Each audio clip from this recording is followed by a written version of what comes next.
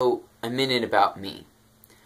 I grew up in a family with very soft ears, and I'm happy about that.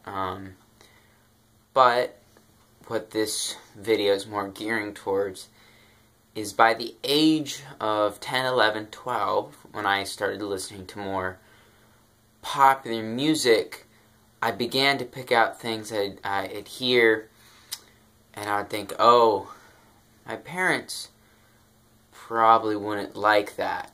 And I'm glad I could have been raised in such a way where I could be like, oh, that might not be great. Because I think it is important when you consume media to not only be like, oh, is this catchy, or like, what is actually being said here.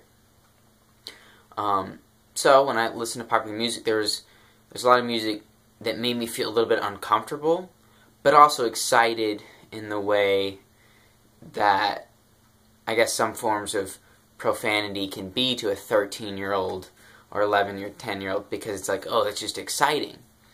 And oftentimes where I would feel the uncomfort the most is in hip-hop or rap music.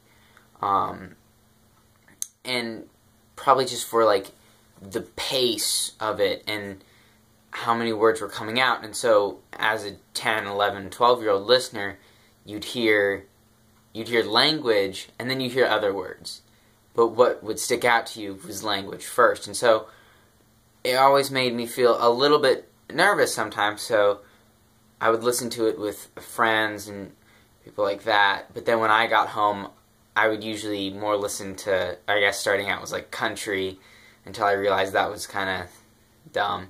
And then folk and Mumford & Sons, and then that was kind of like, I don't know, and then more and more serious stuff, until now, where I feel I'm at least a decently brought up listener. And so, but now I'm noticing with music, or from a lot of musician friends, I'm getting recommendations for hip-hop albums, in the sense that, hey, this could be a really important record. This is prevalent, and this is, oh, this means something. Namely, Kendrick Lamar's To Pimp a Butterfly, which will be the kind of what I'm building my argument around for this. And anyway, so we go in, I start listening to this record, and you get, oh, the first listen, okay, I don't really get this. Okay, the second listen, do this, and then kind of on a third listen, like doing it with the lyrics, and then for me, it hit me as like, oh, wow. In this record, he's expressing a lot of things that are important issues in our time, and he's doing so eloquently. And there is a lot of substance to this record. But then starting to think, and this is where a kind of a problem arises, which is the stem of this, is I couldn't convince my mom of what Kendrick is saying in that record.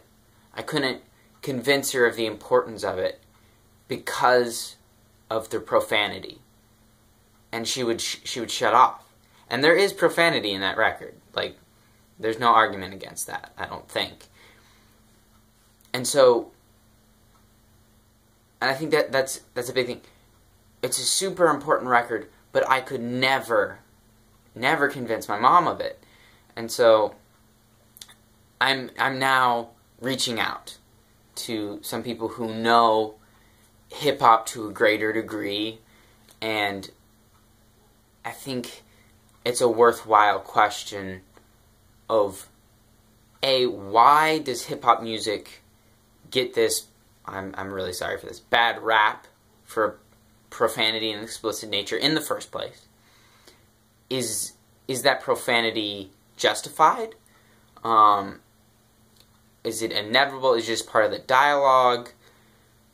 And do you think, as hip-hop becomes more and more, in a way, mainstream, because it's very much part of culture, do you think an effort needs to be made among artists to not tone down, but to refine those, to reach maybe a greater aspect? Or is my question just totally bogus and missing a point? Anyways, I'm interested to hear what you have to say, and I am tossing this question to Bernard, Chase, and Damani. Anyways, thanks guys, and thanks the rest of you for watching. Hopefully I see some responses. Thanks.